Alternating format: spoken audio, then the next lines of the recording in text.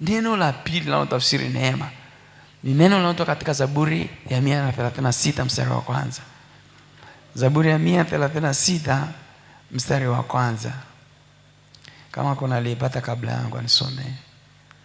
Zaburi ya 136 mstari wa kwanza, nasoma kwa msaada wa Mungu.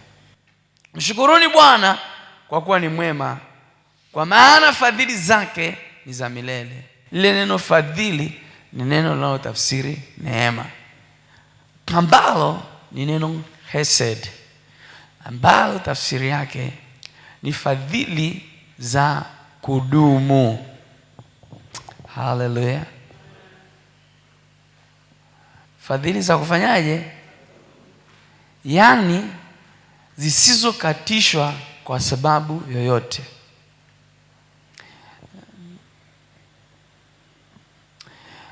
Unajua, mtu akikusaidia anataka aone unavyoishi kama anavyotaka. Mtu akikusaidia anataka ukimwambia kitu chochote ufanye kama unavyotaka. Ukimkosea mara 2 mara 3 anasema na sikusaidii tena basi.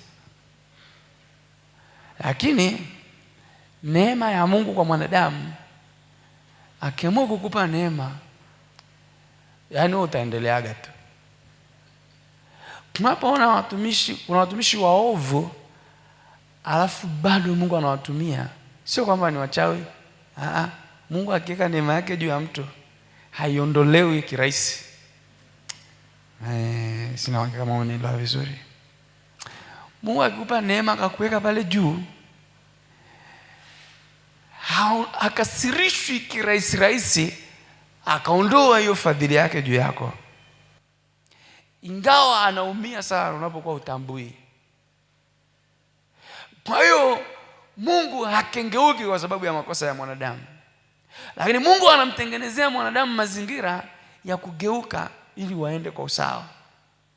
Kwa tunaposema umuhimu wa neema ya Mungu, neema ya Mungu ni ya muhimu kwa sababu ikishuka juu yako, huo ufadhili wake hataacha kuendelea kukuhudumia kwa sababu ya maneno ya watu, kwa sababu ya uzembe wako. Kwa sababu kama Mungu anaondoa neema yake juu yako, itachukua muda.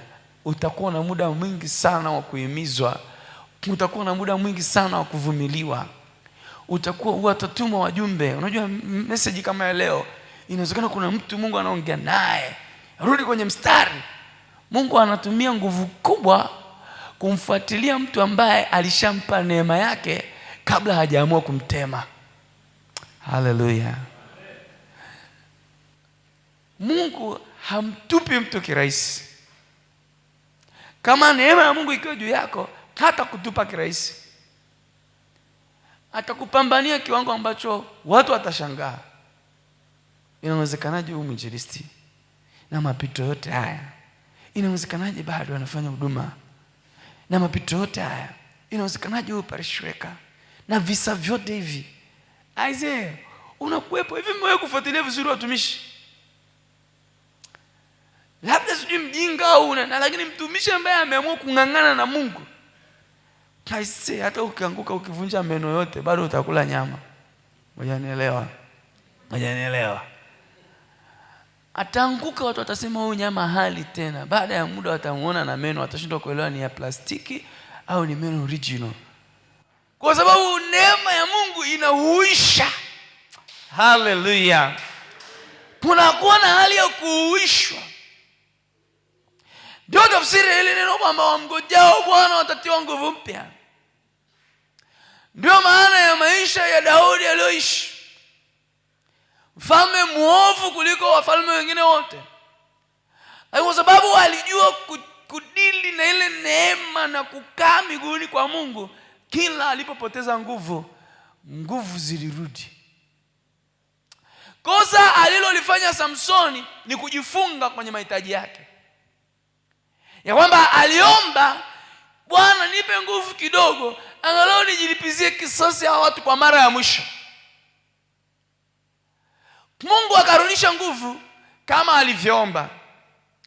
Kuna saa nikimtafakari Samsoni nasema, laiti angelisema, Mungu nipe nguvu, niendelee kuzionyesha nguvu zako nikiwa sina macho, ili wajue ya kwamba hata wakiwa wamenipofusha macho bado ninaweza nikaendelea kuwatandika. Haleluya, haleluya.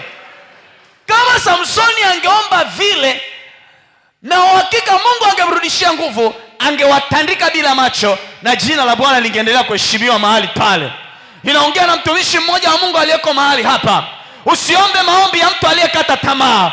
Usiombe nguvu za kulipiza kisasi alafu ufe. Usiombe nguvu eti za kuonekana mara moja alafu uhamishwe kwenye msharika.